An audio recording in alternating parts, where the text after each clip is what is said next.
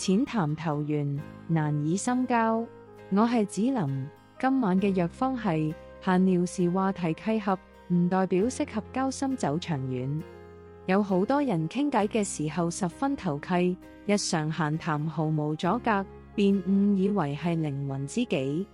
等到想深入傾訴心底困惑、人生追求，先發現彼此觀念相差甚遠，無法互相體諒。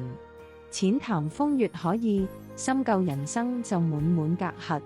適合深交嘅人唔止閒聊開心，亦能共分憂愁。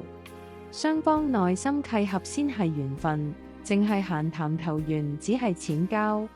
難道單憑閒聊契合就可以交付全部內心？我係子琳，淺交有道，深交謹慎。點個訂閱，願你從此百毒不侵。